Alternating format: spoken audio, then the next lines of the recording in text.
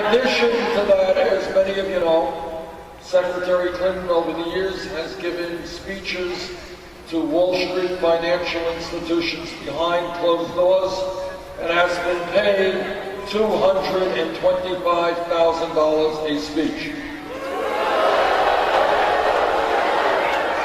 Now, what I think is if you're going to be paid $225,000 for a speech, it must be an extraordinarily brilliant speech.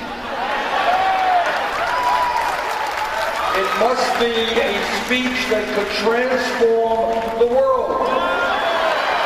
It must be Shakespearean. So I think that Secretary Clinton should share that brilliant speech with the rest of the country.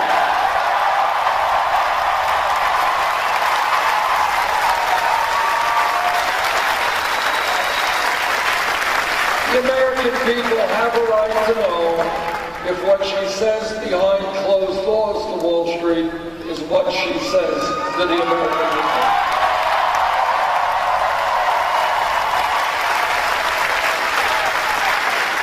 And there is another issue out there which, for the people of Ohio, for the people of the Midwest, for the people of this country, has been of enormous consequence. And that is our disastrous trade policies.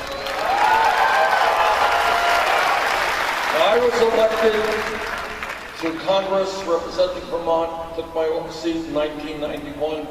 It took me about 3 minutes to figure out that NAFTA and later on other trade agreements were written by corporate America to benefit corporate America. What these trade agreements were about are pretty simple.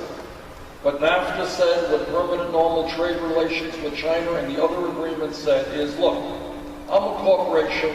Why do I want to pay somebody in Ohio 20, 25, 30 bucks an hour when I can shut down the plant here, move to some low-wage country, pay people there pennies an hour, bring my products back into this country? That was what those trade agreements were about. They were about corporate greed. That's exactly what they were about. And you know what's happened?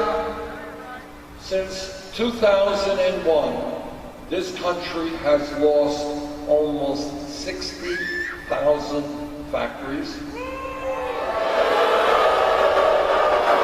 and millions of decent paying jobs.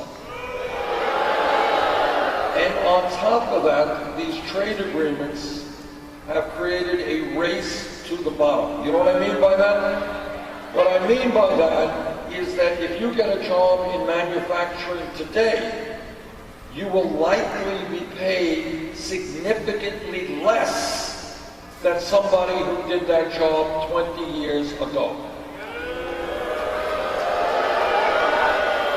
And the reason for that is employers are saying to workers, you got two choices.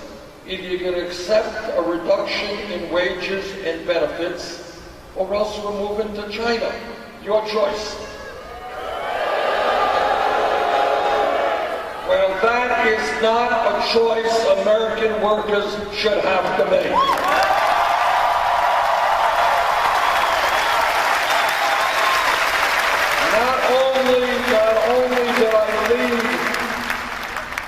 Not only did I vote against all of these trade agreements, I helped lead the opposition to all of these trade agreements.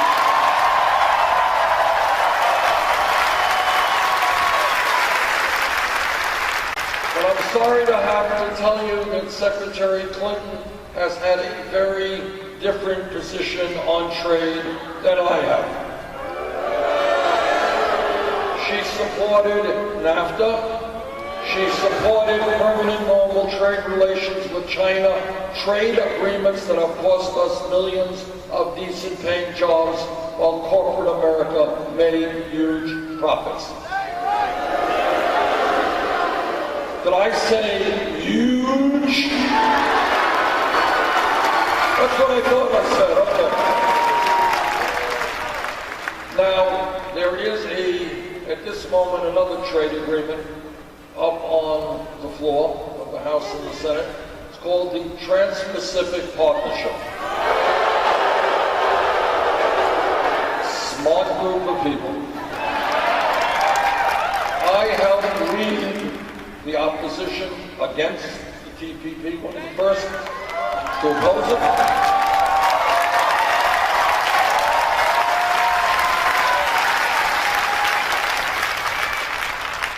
Now, after all of the unions in this country, every single one stood up and said no to the TPP.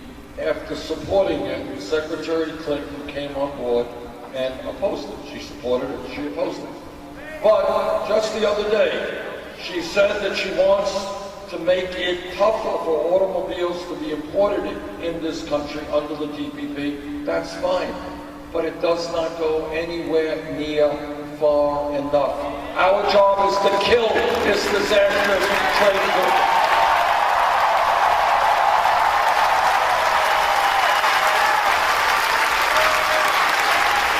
We got to kill the TPP, and then we got to start all over, creating trade agreements that work for the workers of this country, for poor people abroad, not just the CEOs of multinational corporations.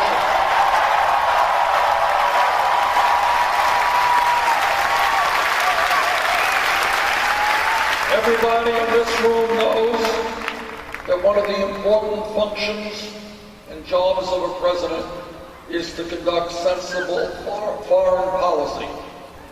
The most important foreign policy debate that has taken place in the modern history of America, the most consequential debate, was over Iraq. In 2002, I listened very closely as a member of the House to what President Bush, Vice President Cheney, and Don Rumsfeld, and all these guys, I listened very closely to what they said, because I knew that on issues of war and peace, the result would be that young men and women would come back from that war without their lives. And in fact, it turned out that my small state was hit very, very hard, and I went to more funerals than I ever dreamed that I would go to. I listened to that debate very carefully. I voted against the war in Iraq.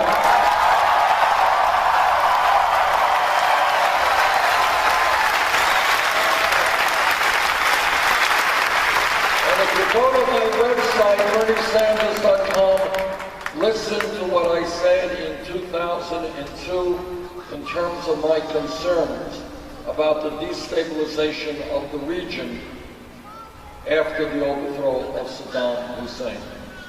And this is in addition to the point that Congresswoman Gabbard made a few moments ago. How does it always happen that we can spend trillions of dollars on war, but we can't rebuild our crumbling infrastructure because we don't have enough money?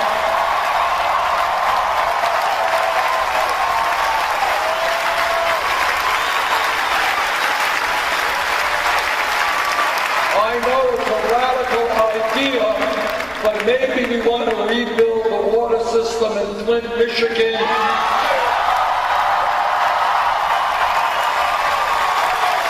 Maybe we want to rebuild our roads and our bridges and our rail system rather than rebuilding the infrastructure of Iraq or Afghanistan.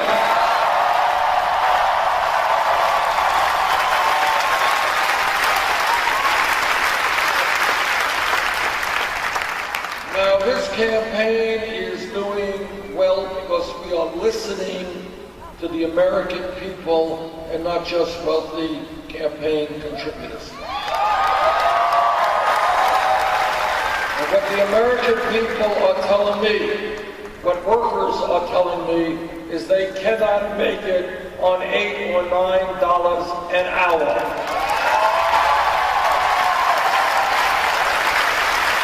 What they are telling me is that we have got to raise the minimum wage to $15 an hour.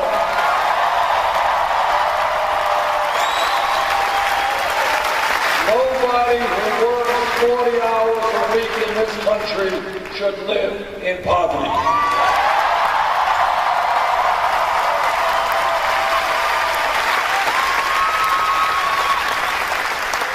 This campaign listens to senior citizens, and what they are telling me is they can't make it on $11,000 or $12,000 a year. Can't do it. And you can do the arithmetic and you understand they cannot do it. Now, I got Republican colleagues in the Senate. They want to cut Social Security. I've got bad news for them. We're not going to cut Social Security. We're going to expand Social Security.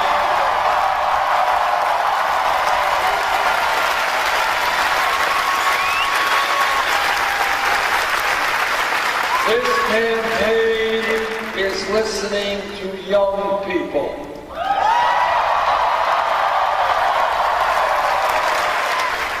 And what young people are telling me is, why does it happen that just because we got an education, we did what we were supposed to do, why is it that we have to pay off debt for year after year after year?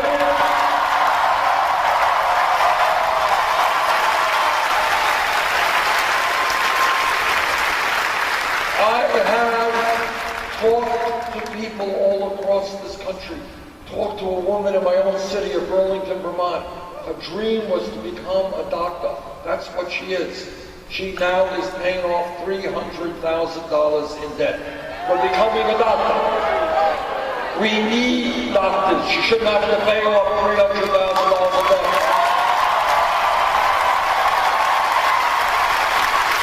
We have a major dental crisis in America in terms of affordable dental care. I talked to a woman in Iowa, graduated dental school, $400,000 in debt. Talked to a young man, went to college for 2 years, dropped out, $60,000 in debt. Talked to a guy in Nevada, 55 years old, he's been paying off his student debt for 25 years. He's more in debt today than when he took it out 25 years ago. If you take a deep breath and you think outside of the box, you understand how crazy this is. It's crazy. It's crazy for this reason. It's crazy for this reason. We live in a competitive global economy. We need the best educated workforce in the world. Our job is to encourage people to get an education, not punish them for getting an education.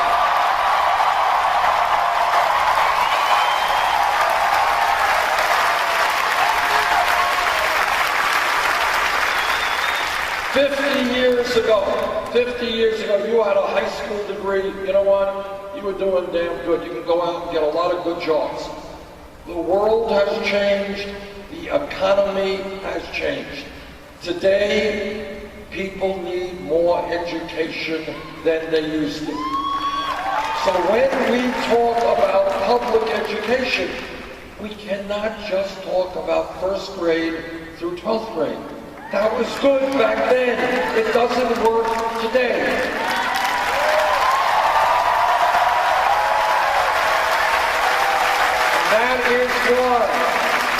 That is why we need to make public colleges and universities tuition free.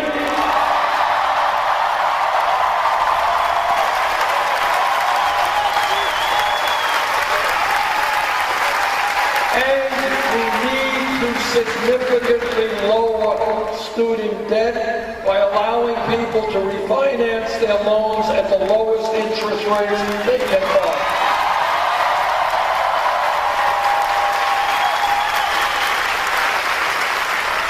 Now, my opponents say this is an expensive idea. How are you going to pay for it, Bernie? I will tell you how we're going to pay for it. We're going to impose a tax on Wall Street speculation.